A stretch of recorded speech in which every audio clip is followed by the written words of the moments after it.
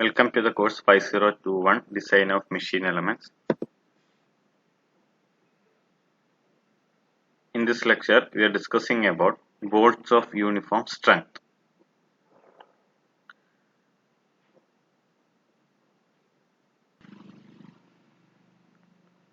In many of the engineering applications, the bolts may be subjected to different types of forces. The forces may be static forces or static loads or dynamic loads. In many conditions, the bolts are subjected to shock and impact loads. Okay. For example, consider the case of a connecting rod. So here the end caps of bearing caps are attached with the help of two bolts. You can see that there are two bolts in this connecting rod. So this is the large end of the connecting rod or big end of the connecting rod, and this is the small end of the connecting rod. This big end will be connected to the crankshaft and the small end will be connected to the piston. So during the operation of an internal combustion engine, we know that only one stroke will produce power. So there will be large force acting on this connecting rod and in this bolts during the power stroke. And in the remaining strokes, the force acting on the bolts will be less. So in power during power stroke, there will be an impact load acting on these bolts. Okay, so an example of shock and impact load is the case of a connecting rod bolt. Now in this condition, the bolt should be designed not only for strength but also for their ability to absorb impact energy. So while designing bolts which are used in such conditions, that is where there is a chance of shock or impact loads, the bolt should be designed properly. Okay, so there is a chance that the bolt will fail by fatigue. Fatigue means if a bolt is subjected to cyclic loading, it will fail at a very low loads.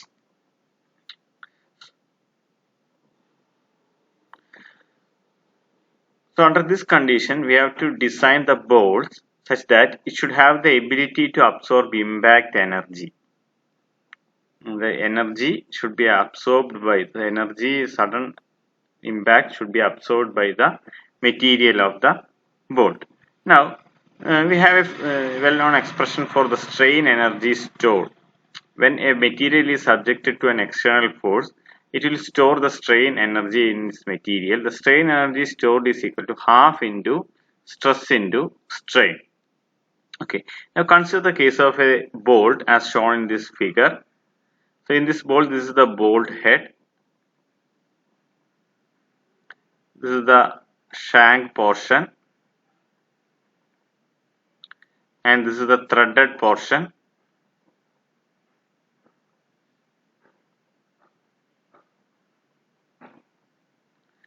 So from this figure we can understand that the diameter of the threaded portion will be usually less compared to the shank portion. So here we know that the effective diameter, the diameter is less. The minor diameter will be less than major diameter. So here in the shank portion, the diameter will be equal to major diameter, and the threaded portion, the diameter will be equal to minor diameter or core diameter. So usually when an external force is acting on this bolt, suppose if it is subject to an external force F, stresses will be induced in this bolt. Okay, so we know that stress sigma is equal to force by area.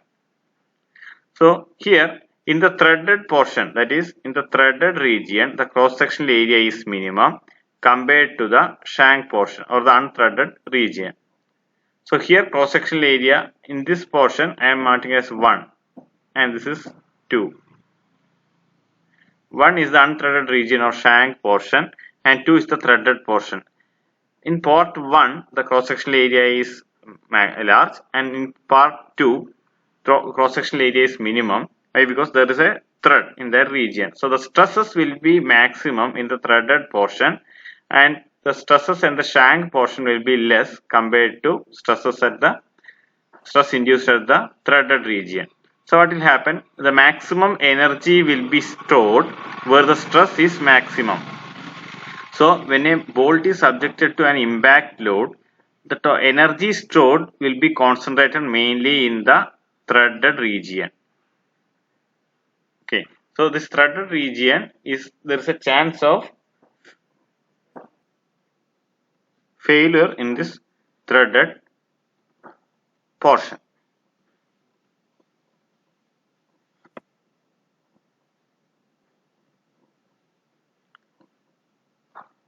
So if you are considering this bolt, if you are considering this threaded fastener of this bolt, we can understand that there is two distinct portions in this bolt. One is a threaded region and the other one is a shank. The cross-sectional area in the threaded area is minimum. Hence, the stress will be maximum in the threaded region. Stress will be maximum in the threaded region. So, the strain energy stored is equal to half into stress into strain. So, the most of the strain energy will be stored in this threaded portion. Okay. Also, the chance of breakage will also high at the threaded region because the stress will be maximum in this threaded portion. Now, a bolt of uniform strength means we are making the entire bolt at the same stress level. Generally, the cross-sectional area at the root of the threaded portion of the bolt is the weakest part and maximum amount of elastic energy is absorbed in this region. Okay, the ideal bolt will be one which is subjected to the same stress level at different cross sections in the bolt. It is called bolt of uniform strength. The entire bolt is stressed to the same magnitude, thus resulting in maximum energy. Consider the case of an bolt which is subjected to impact load. In the case of impact load, the bolt should be able to absorb maximum amount of energy, otherwise it will break. If a bolt is subjected to an impact load, it should have the capacity to absorb maximum amount of impact energy.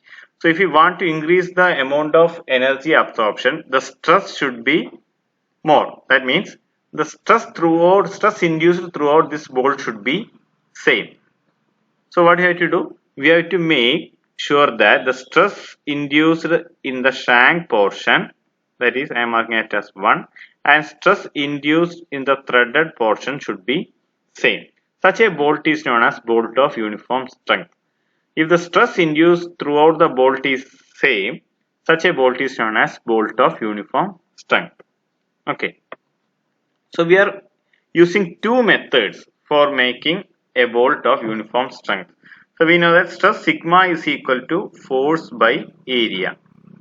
If you want to make sure that stress induced in part 1 and stress induced in part 2 are same, then we have to make sure that this cross-sectional area of the threaded portion and cross-sectional area of the shank portion should be same.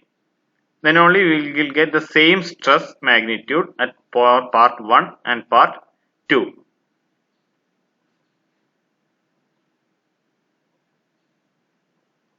So what are the different methods? First method is diameter of the shank is reduced to the core diameter of the threads. And second method, cross-sectional area of the shank is reduced to the cross-sectional area of the root by an axial hole drilled through the thread, through the head. So with the help of figures, we can illustrate these methods. So this is a normal bolt. This is a figure A. Figure A. It's a normal bolt. This is the shank portion, does not have any threads, and the remaining portion is the threaded portion. So in this case, D is the major diameter, and in the shank portion the diameter is more, hence the cross-sectional area is more. So in order to make this bolt as a bolt of uniform strength, what we have to do? We have to make sure that the cross-sectional area at the shank as well as cross-sectional area at the threaded portion should be same. So what is the cross-sectional area at the threaded portion? Cross-sectional area at the threaded portion is pi by 4 dc square, where dc is the core diameter or root diameter. Okay, so for making this bolt as a bolt of uniform strength, what we will do is we will reduce the shank diameter to DC, that is core diameter. So here also area of cross section ACT, T for threaded portion, area of cross section in the shank region is also pi by 4 DC square. So the cross sectional area in the shank portion as well as threaded portion will be the same. So the stress induced throughout the bolt will be of same magnitude. In another method, what we will do is, in order to reduce the cross sectional area of the shank portion, we will drill a hole from the head to the shank. We will drill a hole through the head, and we will reduce the core diameter, or we will reduce the shank diameter, and will make it equal to that of the core diameter of the bolt. Okay, so here if DC is the core diameter, area of cross section of the threaded region will be equal to pi by 4 DC square. So we have to make sure that this area of cross section of the threaded portion will be same as area of cross section of the shank. So what will be the diameter of this D1? The diameter of the D1 should be selected in such a way that the area of cross section at the threaded portion and area of cross section of the shank portion should be same. So area of cross section of the shank portion is pi by 4. This is the actual diameter, D is pi by 4 D square minus D1 square. By making a hole through the shank portion, we are reducing the effective cross sectional area of the shank, thus making these two regions having same cross sectional area.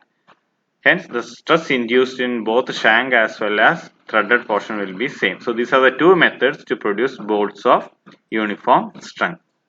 So a bolt of uniform strength is a bolt having same cross sectional area throughout its length, and the stress induced in this bolt will be uniform.